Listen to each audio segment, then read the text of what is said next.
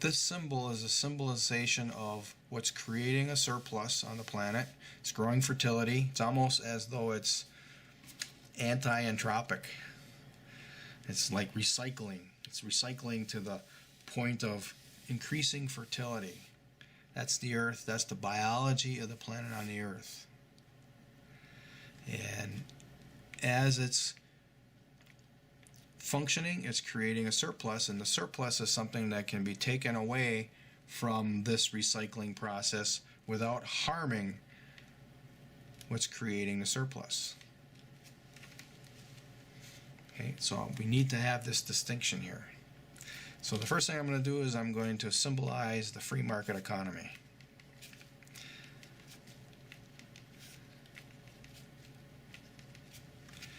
And oh, I'm not on the screen again. I did that before. So let's draw one more in here. I just don't want to be spending too much time at it. So in a free market economy,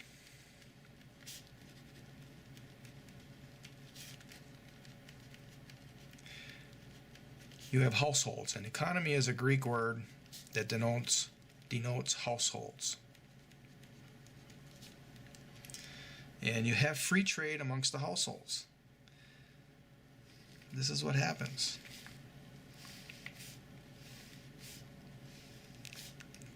That household is trading with all the rest. This one is trading with all the rest.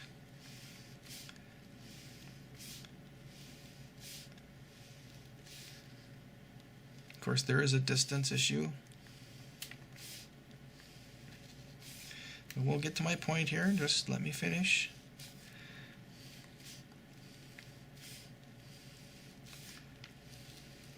Begins to make a pattern, doesn't it?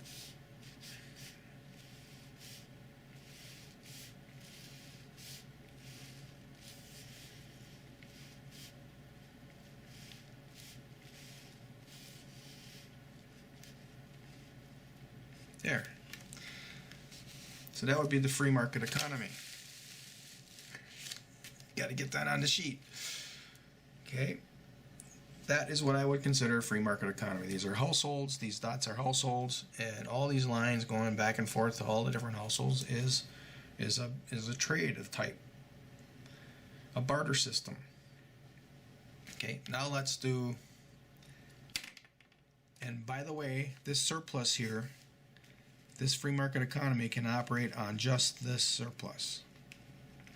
All of these households are also producing fertility on their own.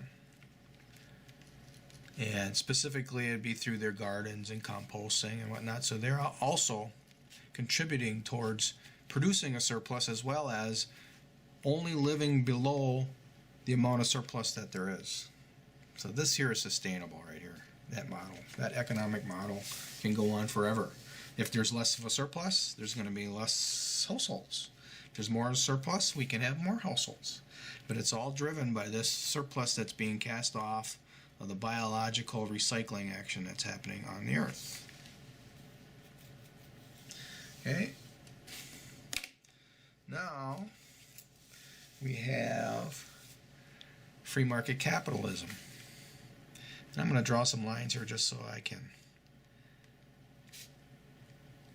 get this a little more organized. So again, these are households.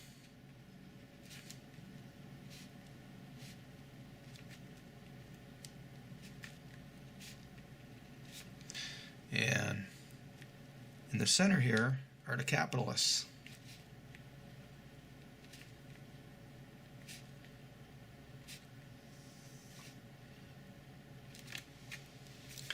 All right, move this over here a little bit. This is free market capital.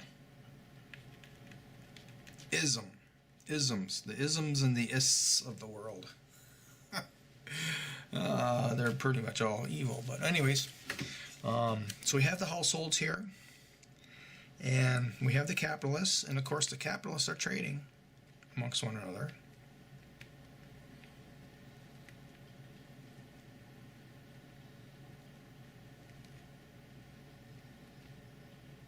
Okay, so the free market is trading freely, but the households now are being channeled to support the capitalists.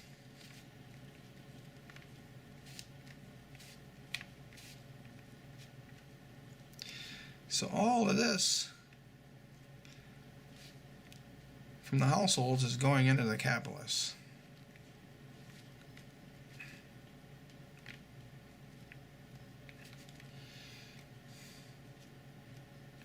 Okay, now we do have some of our surplus coming in through the households yet. Let's do little arrows. But this is where things get dicey. The capitalists require more. And what they're doing now is they're beginning to harvest what created the surplus. Okay, this is more than the surplus. So as they continue to take more from what produces the surplus, there's going to be less surplus because there's going to be less activity here, because they're taking away the building blocks of what created a surplus. And these capitalists want this to come right into them. Okay, they don't want, they have a problem with human labor, right? They want to replace human labor with machines, want to pay them less money. That's part of bypassing the households. So this is free market capitalism. I got two more graphics. I'm going to kind of do a takeoff from the last time I did a little sketching on the paper here. And we want to use our pyramid symbolism that I was using before.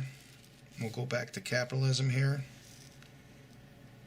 Capitalism obviously has the people at the top, and then it has the bureaucrats, has the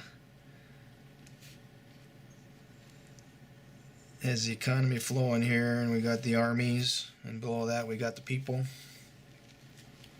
So we do have that surplus coming in up the middle, flows into the people, but it kind of bypasses them.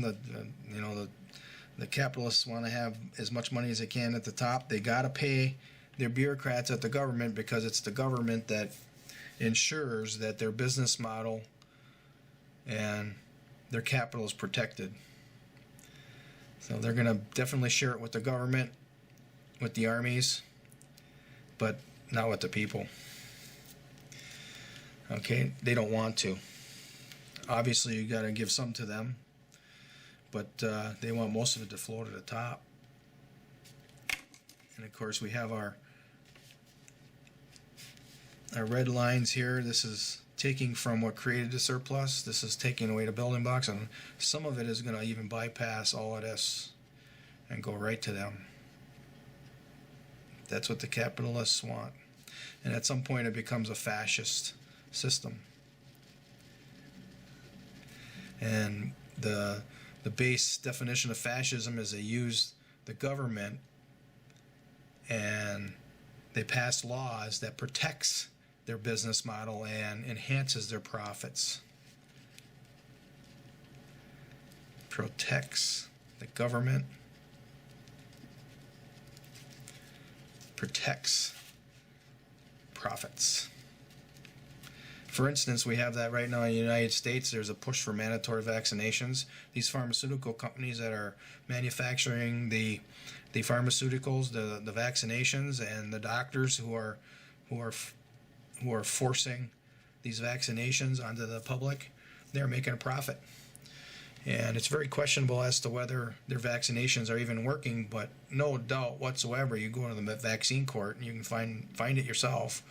A lot of people are being harmed by it. And we go into, even just look at the warnings insert inside every box where every vaccination is handed to the doctor. The warnings insert will tell you all the potential problems with it. But they don't want you to think that the vaccinations are a danger. They want to make their profits. that's fascism. And if there's such a thing as capitalism without fascism, I'm not sure of, but it degrades back. All capitalist society degrade into this fascist system here. And I want to do one more, and then we're going to do one on socialism, just because I want to. So socialism, I had it as a pyramid with the peak up, but I had an idea that it's actually kind of reverse. So we have our surplus coming up here, and this is the government at the bottom, and the bureaucrats. Of course, there are businessmen, and then the rest of them are people. Well, there's probably an army here. So as the surplus filters through here, lots of it stays here at the government level, and some of it comes into the business level. There's always businesses involved, and a lot of it stays here at the they got to produce their armies, but when it gets to the people, it's got to be one little line's got to be shared with all these people, and there really isn't a lot there. And what ends up happening is the fascists figure out how to get here, and now what produced the surplus is coming through us as well. So that's why socialism can end up being just as dangerous as capitalism. Well, that's as good as I can do for today. I'll think some more about this. Maybe I can figure out some other symbolism that I can upload to YouTube one of these days. We'll see. Otherwise, thanks for watching.